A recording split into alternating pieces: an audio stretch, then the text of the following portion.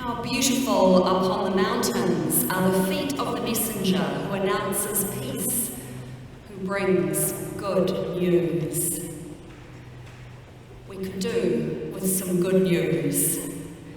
We want the sentinels on the walls of Jerusalem to sing out when they see the messenger coming with news of a victory won or a new king born. We've had enough of our news. Daily COVID counts, second, third and fourth waves, working our way through the Greek alphabet as we count up the variants.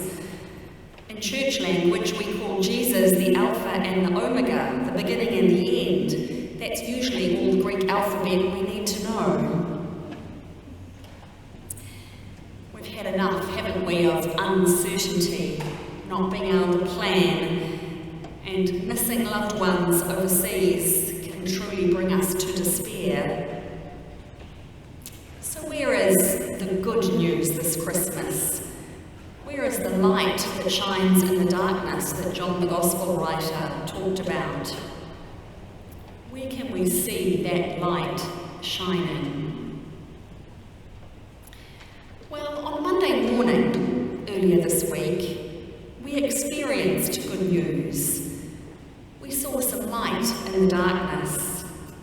Kate and I and Myora and Gavin were privileged to be amongst the requisite 100 people who gathered at dawn on Monday for the blessing of Home Ground, the new home for the Auckland City Mission, the big building across the car park. The full moon was setting as we arrived, and we gathered here at the church before walking next door to begin. The karanga rang out across the city that was waking up. It was, 10 to 6 in the morning. The karanga rang out just like the sentinels on the walls of Jerusalem. The karanga announced the good news, that there was good news breaking through the dawn. And the kaumātua from Ngāti Whātua Ōrākei prayed at the entrance to Home Ground. And then we all moved inside, touching the Māori stone that had been laid, capturing the spirit of the place. We were divided up into groups, and my group went through what will be the Calder Centre, the new medical centre, named, of course, for Reverend Jasper Calder, the founder of the City Mission, and once upon a time, a priest of this church. The rooms were empty, but there were names on all the doors: dentist, doctor, nurse, social worker. And we wove in and out each of the rooms with the chants of the kaumātua leading us on, and we all touched the walls as we went. We kind of went round the edge of all the walls, weaving in and out. And as we did, we prayed our own prayers for the healing that would come in those spaces. Healing for those who have many complex health needs. Healing for those who need to be listened to with care and compassion. And we could already feel the hope that was present. And then we came back together with other groups who had in the meantime blessed the dining room and some of the other offices. And we gathered in the laneway that crosses through the building. And we were struck by the high ceilings and the light, the beautiful wood, space to breathe. Space to be. And then we were divided up into groups again and sent up in the lifts into the tower block, and my group was lucky enough to be allocated the very top floor.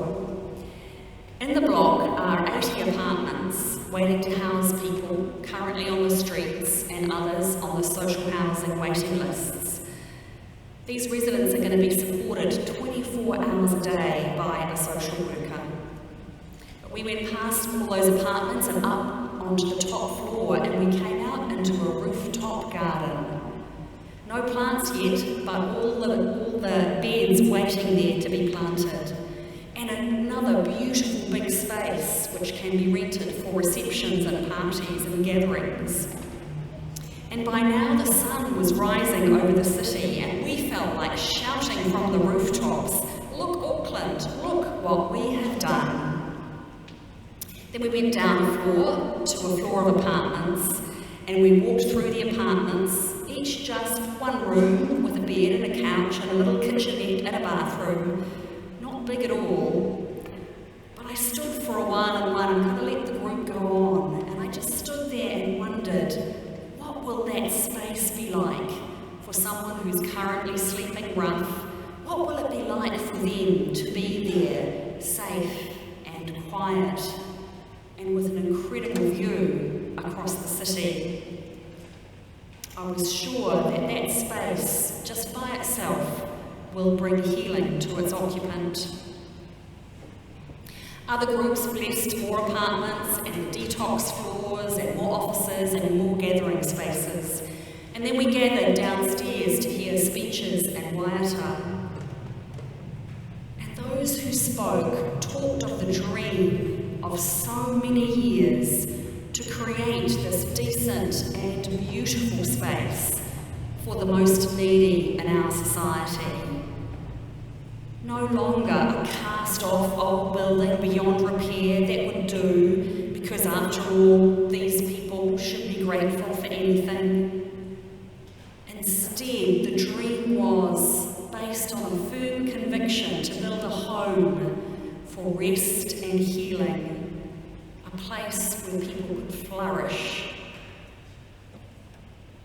And Helen Robinson, our city missioner, spoke of all the people who have literally built the dream. The architects, the builders, the fundraisers, the donors, many of you, I'm sure. The people who believed that raising $110 million was possible. The very courageous board and the very courageous staff team, and all of us there in support. And then Helen stood there, and in a voice of great authority, she claimed the building as a place of hope. She claimed it as a place of healing for those deemed unworthy by most of society. And she spoke of the power of acting and standing together. Look what we have achieved, she said. And afterwards there was a breakfast here in the church, and everyone I spoke to was so proud of what they had done. Builders who have built plenty of big and impressive buildings before in their careers, but they were in awe of their own work because they felt they had built hope into the walls. And the staff were both proud and just a little bit scared. And Will's here tonight, one of the staff, proud and just a little bit scared, aware of the massive task ahead in the next 2 months as they move in and have to operationalise the dream. But when the first person sleeps their first night in one of the apartments, and when the first person has their dentist appointment or their doctor's appointment, then the dream will have become real. The work will be challenging. Lives are not going to be magically transformed overnight, but with the amazing tool of home ground, good things are going to happen. Good news will be heard each and every day. So despite lockdown delays and many hurdles, home ground is about to become a reality. It is absolutely light that shines in the darkness, and the darkness is not going to overcome it. Auckland has done this. We have done this. At our Christmas tables this year, let's ban talk of COVID. Let's instead tell stories of good news. What has been the good news of your year? Where has the light broken in? What news is worth shouting from the walls or the rooftops? What news do you just want to quietly tell yourself? Small things, big things. There's always good news to share. And when we share that news, let's give thanks to God, who is in all things, amongst all things. sleeping rough or sleeping in a new bed, God is amongst all things. God is with us. That is the point of the Christmas story. And that messenger arrives this night and announces good news, announces salvation to our world.